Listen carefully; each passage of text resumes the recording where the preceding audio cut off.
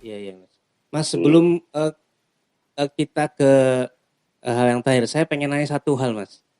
Oh, Hmm. saya sempat browsing di YouTube. Waktu itu Mas ngisi di TED Talk ya, di ITS kalau nggak Hmm. salah. Hmm. Berkali-kali Mas, bukan berkali-kali sih artinya memberikan contoh untuk cerita itu menyebutkan SpongeBob gitu kan.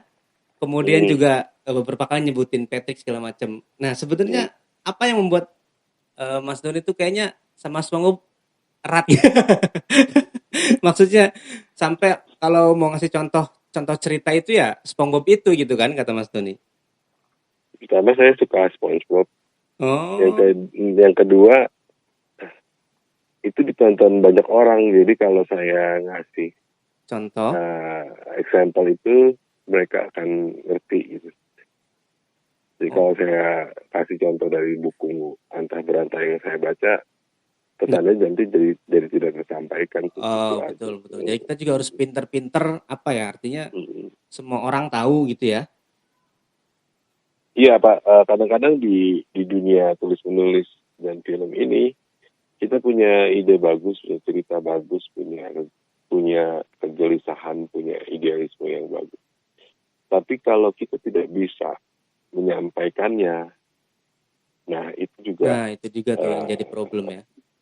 apapun itu, kamu menulis lagu atau arsitek atau pelukis, tapi kita nggak bisa delivering Hmm, sebagus apapun idealisme kita, cerita kita, tapi kita tidak bisa deliver. mengantarkannya, deliver itu untuk pesan itu, kegelisahan itu ke orang lain, ke pembaca, ke penonton. Nah itu menurut saya kita tidak mencapai tujuan dari Ide idealisme tersebut ya. Jadi secemerlang ide tersebut. apapun tetap Mm, nyampeinnya harus harus Iya, pas gitu ya harus Mas ya. bisa cara deliveringnya. Kalau di 5 cm itu saya delivery dengan komedi, Ya, saya delivery santai. dengan santai, tapi lama-lama masuk. Dan itu formula yang ditetapkan dari novel saya. Nah, cita-cita saya itu selalu, saya suka komedi, jadi saya masuk lewat komedi. Karena kalau orang sudah merasa nyaman, Mm-mm. nah itu kita bisa, Nyelip-nyelipin hmm, lah katakan gitu ya. nah betul. Jadi saya nggak mau tiba-tiba serius, dan orang kan belum tentu bisa nerima apapun yang kita mau. Tapi Iya, tidak betul. ada salahnya juga sih kalau punya ide cemerlang, ya eh, mau deliver caranya bagaimana. Itu yang susahnya adalah kita melawan diri kita sendiri sebenarnya, karena Hmm. uh, tidak ada formula. Yang saya belajar dari dunia novel dan film ini, tidak ada formula sebuah novel atau sebuah film itu pasti bisa jadi hit. Oh, tidak ada apa ya Tidak peraturan ada ajeg ya. formula. Iya, karena kalau ada semuanya jadi produser film, semua jadi penulis. Iya, betul betul. Nah, itu nggak ada. Yang ada kita cuma harus menjaga bagaimana uh, delivery-nya itu bisa masuk ke penikmatnya. Iya, Dan iya, iya. itu uh, tadi menemukan irisan antara idealisme dan industrinya itu yang di situ, itu masalah deliverynya itu yang uh,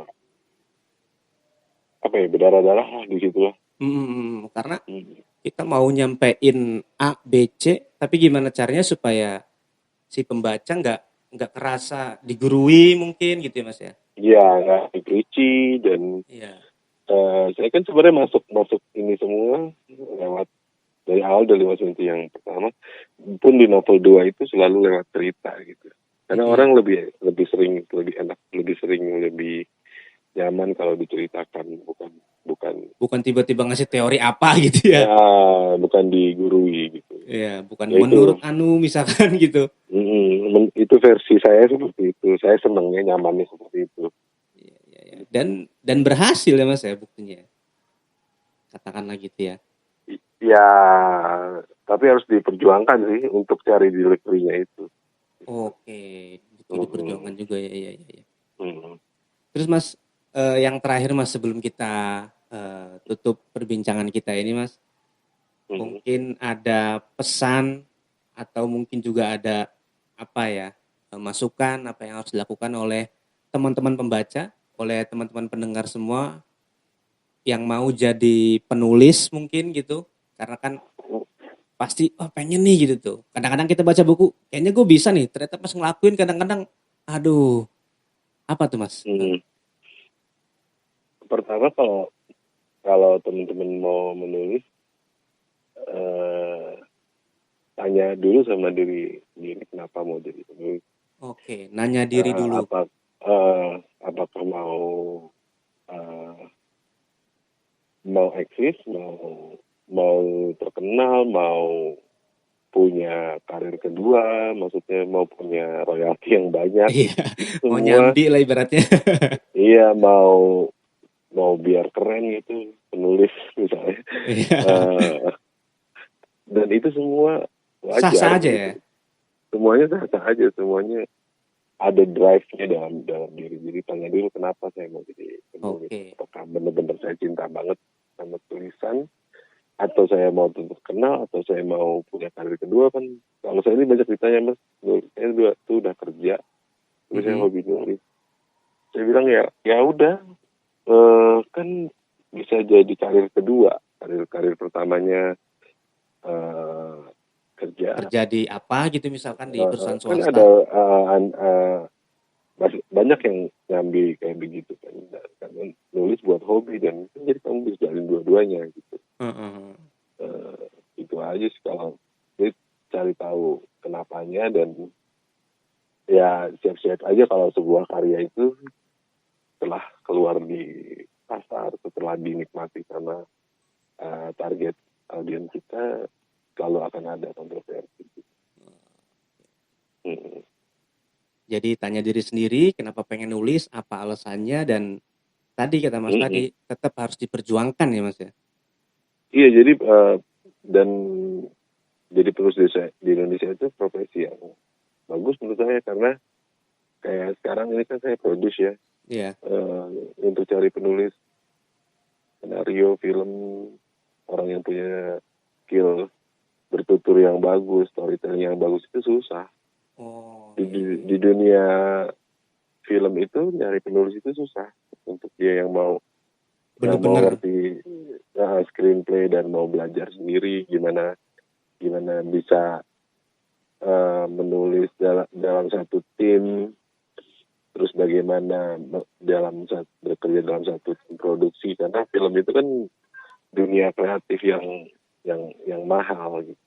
Betul-betul. Dan Hmm. kompetitif juga ya sih Mas Di mana nih? di dunia Di film itu juga. novel enggak sih. Di Oh. kita tuh malah susah cari penulis sekarang, Oh. karena memang itu bukan sesuatu yang eh, bisa dipelajari secara instan. Itu sesuatu yang Nafas panjang kira-kira gitu ya. dilatih setiap hari gitu. Kita banyak-banyak nonton film, banyak-banyak baca buku. Tapi ya kalau ngerjainnya fun, kalau kamu ngerjain tulisan kamu seneng, nah itu udah awal yang baik. Fun dulu ya. Iya, iya. Mm-mm. Karena pada akhirnya kita uh, tuh semua writer yang saya minta untuk menulis atau apa, itu saya selalu bilang have fun ya gitu. Jangan, Oh. kalau dibawa serius biasanya nggak jadi malah. Yang diseriusin malah kadang-kadang nggak jadi ya. Yang sambil jalan tapi fun Mm-mm. malah jadi. Ya Iya, iya, iya. itu Oke. sih. Mm-mm. Iya. Oke Mm-mm. Mas, saya Sofatil Amin. Sekali lagi ngucapin banyak banget terima kasih Mas Doni. Ya Salam sama-sama. kenal. Ya. Kemudian saya tersanjung karena dikasih kesempatan untuk ngobrol langsung Mas Doni. Ya sama-sama. Iya. Eh, Mudah-mudahan kita tunggu karya-karya selanjutnya dan juga tetap bisa bersilaturahmi dengan saya khususnya pribadi Mas Doni ya. Oke, ya. Ya, ya. Terima kasih Mas. Iya sama-sama. Ya, Assalamualaikum warahmatullahi wabarakatuh. Waalaikumsalam. Wow, alhamdulillah kita tadi udah banyak banget berbincang-bincang di kesempatan kita yang saya kira sih ini adalah kira-kira 40 menit terbaik dalam hidup saya. Karena FYI, 5 cm itu masuk dalam salah satu buku terbaik sepanjang masa. Kalau ente-ente semua pada tahu berita bukunya, aduh kan. Di buku terbaik sepanjang masa itu ada Bumi Manusia, karyanya Pramudia Anantatur. Kemudian juga ada Aan Nafis yang ada Robohnya Surau Kami.